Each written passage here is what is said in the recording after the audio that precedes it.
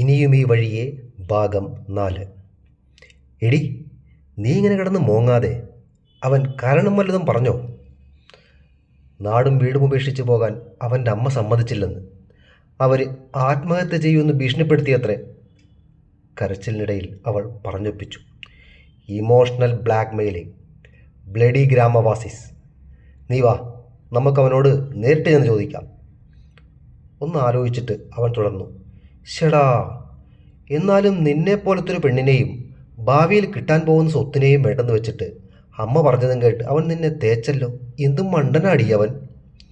അല്ലേലും നീ ഉൾപ്പെടെയുള്ള ആണുങ്ങളൊക്കെ കണക്കാടാ. അവനെ ഞാൻ വെറുതെ വിടില്ല. അവൾ കണ്ണുകൾ തുടച്ചിട്ട് വീറോടെ പറഞ്ഞു. ആ, ഇനി എൻ്റെ മേത്തോട്ട് കയറി. ഒന്നുമില്ലെങ്കിലും ഞാൻ നിൻ്റെ അച്ഛൻ്റെ ഒരേ ഒരു പെങ്ങളുടെ മോനല്ലേ. അതിന്? അവൾ കണ്ണുകൾ കുറുക്കി. അതിനൊന്നുമില്ല. ഇനി എന്താ നിൻ്റെ പരിപാടി? ഞാനെന്തായാലും ഇനി തിരിച്ചങ്ങോട്ടേക്കില്ല. പിന്നെ ഇനി എന്തു ചെയ്യാനാണ് നിൻ്റെ പ്ലാൻ? ഞാൻ ആ ട്രെയിനിൽ കയറി പോകും. എങ്ങോട്ട്? എങ്ങോട്ടേക്കെങ്കിലും. മൂക്ക് വലിച്ചുകൊണ്ടവൾ പറഞ്ഞു. പഷ്ട്, നീ ഒരു തലക്ക് വെളിവില്ലാത്തവളാണെന്ന് പണ്ടേ എനിക്കറിയാമായിരുന്നു. പക്ഷേ ഇത്രയ്ക്ക് പ്രതീക്ഷിച്ചില്ല. പോടാ. തെറി വിളിച്ചാലും ശരി, ആ കാശ് ഞാൻ തിരികെ തരില്ല കേട്ടോ. നീ കൊണ്ടുപോയി തിന്നി. അപ്പോഴേക്കും തിരുച്ചെന്തൂർക്ക് പോകുന്ന ട്രെയിൻ സ്റ്റേഷനിലേക്ക് എത്തിയിരുന്നു. ട്രെയിനിൻ്റെ വീലുകൾ പാളത്തിലൊരഞ്ഞു നിൽക്കുന്ന ശബ്ദം ആ വിജനതയിൽ ഉയർന്നു. ആ സമയം തന്നെ മഹിയുടെ ഫോണും ശബ്ദിച്ചു. പോക്കറ്റിൽ നിന്നും എടുത്തു നോക്കിയ ഫോണിൻ്റെ സ്ക്രീനിൽ അച്ഛൻ എന്ന് കണ്ടതും അവൻ മുഖമുയർത്തി ആമ്പലിനെ നോക്കി. അവൾ എന്തോ തീരുമാനിച്ചുറപ്പിച്ചതുപോലെ കണ്ണുകൾ തുടക്കുകയായിരുന്നു. നിങ്ങളെന്താ ഇവിടെ നിൽക്കുന്നേ? പുറകിൽ നിന്നുള്ള ചോദ്യം കേട്ട് രണ്ടുപേരും ഞെട്ടിത്തിരിഞ്ഞു.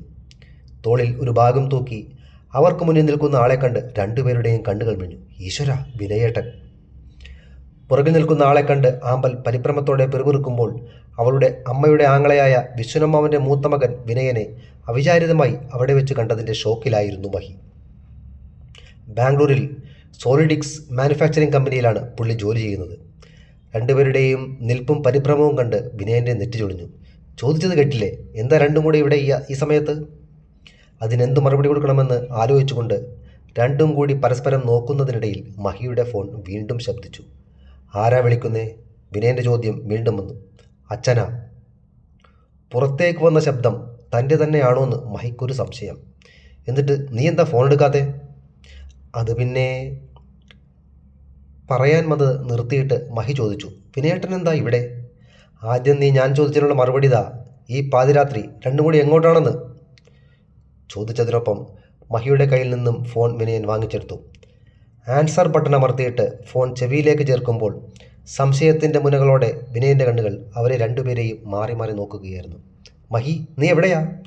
കോൾ കണക്റ്റായ ഉടനെ അങ്ങേ തലക്കൽ നിന്നും മഹിയുടെ അച്ഛനായ വിജയനമ്മാവൻ്റെ ചോദ്യം കേട്ട് വിനയൻ ഒരിക്കൽ കൂടി രണ്ടുപേരെയും ഒന്ന് നോക്കി. അമ്മാവ, ഇത് ഞാനാ, വിനയൻ. വിനയനോ? അവനോടെ മഹി? നിങ്ങളിത് എവിടെയുണ്ട്? ഞാൻ ലീവെടുത്ത് വരും വഴിയാണ് അമ്മാവ. മഹി എൻ്റെ അടുത്തുണ്ട്. എന്താ പ്രശ്നം? അത് ചോദിച്ചിട്ട് അവൻ ഫോൺ സ്പീക്കർ മോഡിലേക്ക് ഇട്ടു. മോനെ, നമ്മുടെ മണിക്കുട്ടി ഒരു കുരുത്തക്കേട് ഒപ്പിച്ചു. അവൾ ആരുടെയോ കൂടെ ഇറങ്ങിപ്പോയി.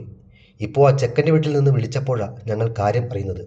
ഇഷ്ടപ്പെട്ട ആരുടെയോ കൂടെ പോവുകയാണെന്നും പറഞ്ഞുകൊണ്ട് അവൾ അവന് മെസ്സേജ് അയച്ചിട്ടുണ്ടായിരുന്നെന്ന്. ദാ ഇപ്പോൾ നോക്കിയപ്പോൾ അവളുടെ മുറിയിൽ നിന്നും ഒരു എഴുത്തും കിട്ടി.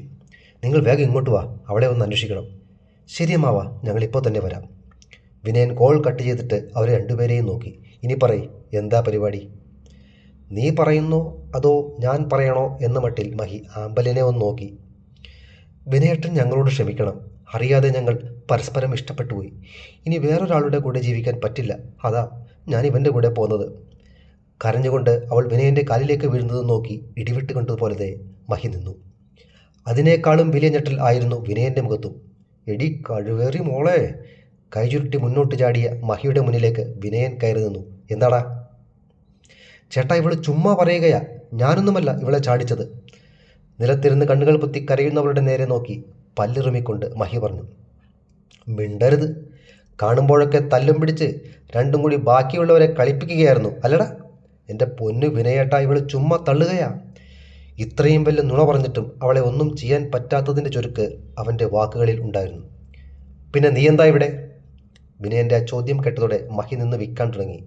അത് പിന്നെ ഞാൻ സിനിമ കഴിഞ്ഞ് വന്നപ്പോഴാണ് ഇവളെ കണ്ടത്. രാത്രിയല്ലേ, ഒറ്റയ്ക്ക് പോകണ്ടെന്ന് വിചാരിച്ച് ഞാൻ കൊണ്ടുവന്നു ആക്കിയതാ. ഫാ, അതാണോടാ നീ ചെയ്യേണ്ടിയിരുന്നത്? അവളെ കാര്യങ്ങൾ പറഞ്ഞ് മനസ്സിലാക്കുകയല്ലേ വേണ്ടത്? വിനയൻ അവൻ്റെ നേരെ ചിറി. വെറുതെ പറയുകയാണ് വിനയേട്ടാ. നാടുവിടാൻ വേണ്ടി ഞാൻ അവൻ്റെ അക്കൗണ്ടിലേക്ക് 45,000 രൂപ ഇപ്പോൾ കൊടുത്തതേയുള്ളൂ. വേണേൽ അവൻ്റെ ഫോൺ എടുത്ത് നോക്ക്. അതും കൂടി കേട്ടതോടെ അവൻ ആയുധം നഷ്ടപ്പെട്ട പോരാളിയെപ്പോലെ അരയാൽ മരത്തിലേക്ക് ചാരി. ശരിയാണോടാ? വിനയൻ ചോദിച്ചതോടെ അവൻ തികച്ചും വിട്ടിലായി. സത്യം പറഞ്ഞാൽ അച്ഛൻ അമ്മയെ തല്ലും, നുണ പറഞ്ഞാൽ അച്ഛൻ പട്ടിയിറച്ച് തിന്നേണ്ടി വരും എന്ന് പണ്ടാരോ പറഞ്ഞതുപോലെയായി അവൻ്റെ അവസ്ഥ. അവളെ ഒളിച്ചോടാൻ സഹായിച്ചതിന് കൈക്കൂലി വാങ്ങി എന്നെങ്ങാനും വീട്ടുകാരറിഞ്ഞാൽ പിന്നെ തൻ്റെ 16 അടി യന്ത്രം എല്ലാവരും കൂടി ആസ്വദിച്ച് വിഴുങ്ങുന്നത് വല്ല മരക്കൊമ്പിലും കാക്കയായിട്ടിരുന്ന് കാണേണ്ടി വരും. രക്ഷപ്പെടാൻ എന്താണൊരു മാർഗം? അവൻ ദൈന്യത നിറഞ്ഞ കണ്ണുകളോടെ ആമ്പലിനെ നോക്കി മിടയിറക്കി. അവളാണെങ്കിൽ കല്ലിന് കാറ്റു പിടിച്ചതുപോലെ നിലത്ത് കുത്തിയിരിക്കുകയാണ്. നീ ഒളിച്ചോടാൻ പോയത് ആ സൂരജിനൊപ്പമാണെന്ന് ഈ മർദ്ദയോട് ഒന്ന് പറയടി പുല്ലേ എന്നവൻ്റെ ഹൃദയം അലമുറയിടുന്നത് കേൾക്കാത്ത മട്ടിൽ അവൾ അവിടെ ഇരുന്ന് പ്ലാൻ ബി തയ്യാറാക്കുകയായിരുന്നു. വാ, എഴുന്നേൽക്ക്. വിനയൻ പറഞ്ഞത് കേൾക്കാൻ നിന്നിരുന്നത് പോലെ അവൾ ചാടി എഴുന്നേറ്റു. നടക്ക് രണ്ടുപേരും. അത് കേട്ടതും അവൾ മുന്നിൽ ചാടി കയറി നടന്നു. പാടത്ത് കുത്തിവെക്കാൻ തയ്യാറാക്കി ചാരി നിർത്തിയ കോലത്തെപ്പോലെ അരയാൽ മരത്തി ചാരി നിന്നവനെ നോക്കി വിനയൻ സ്വരം ഘടിപ്പിച്ചു. ഇനി നിന്നോട് പ്രത്യേകം പറയണോ? അതോടെ അവനും വെട്ടാൻ കൊണ്ടുപോകുന്ന പോത്തിനെ പോലെ അവരോടൊപ്പം നടന്നു. തുടരും.